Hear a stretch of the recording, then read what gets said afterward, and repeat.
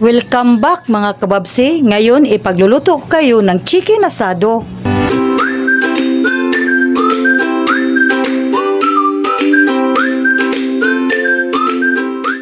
At ito na po ang ating mga sangkap.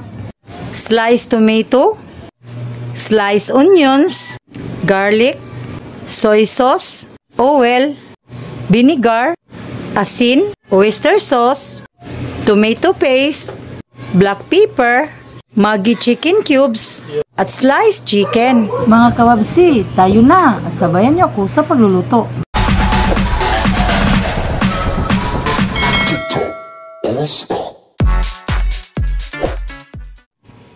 Ngayon, mag-umpisa na tayong mag-marinate ng ating chicken. Ngayon, i-marinate na natin ang ating chicken. Pag-marinate ng ating chicken, maglagay tayo ng pepper po. Pepper. Then, yung ating vinegar. Maglagay din tayo ng garlic. Ganyan lang po, garlic. Ngayon, maglagay na tayo ng soy sauce. Ganyan lang mga kababsi. At masin natin. Para ma-absorb yung sauce niya sa chicken. Marinate natin po ito ng 1 oras po. Ganyan lang po.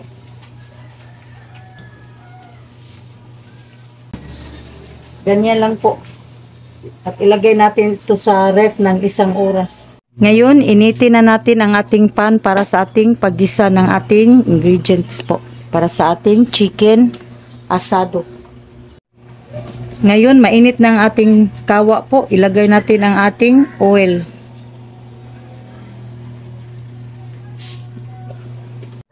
Ngayon, igisa na natin ang ating bawang.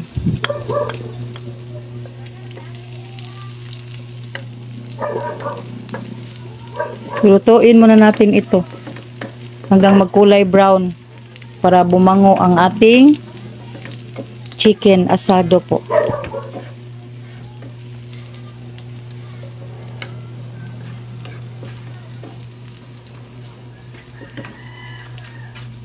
Sa lahat naming mga subscribers, maraming salamat po sa support. Ngayon, ilagay na natin ang ating sibuyas. Haluin lang po hanggang maluto ang ating sibuyas. Ngayon, luto na po ang ating sibuyas. Ilagay na po natin ang ating sliced tomatoes po. Haluin lang po mabuti. Sa hindi pa po nakasubscribe, subscribe na po kayo para updated po kayo sa aming mga luto. At iba pa naming mga vlogs. Maraming salamat po sa support niyo po. Haluin lang po nating mabuti at lulutuin muna natin ng ating tomatoes po. Hanggat po siya. Maging soft na po. Ngayon, maglagay po tayo ng kaunting tubig po para maluto yung ating tomato. Haluin tapos takpan po ng ilang minuto. Ngayon, luto na po ang ating tomatoes. Ilagay na po natin ang ating marinated chicken po. Marinate na po ito ng 1 oras at ilagay na po natin.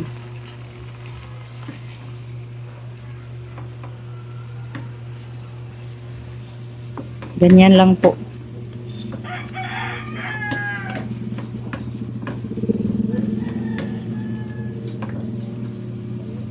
Katapos nito po, takpan natin ng ilang minuto para po lutuin natin ang ating chicken.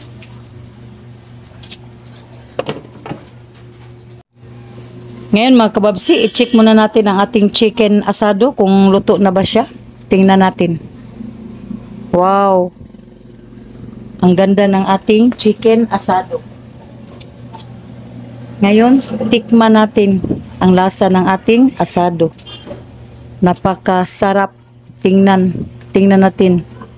tikman.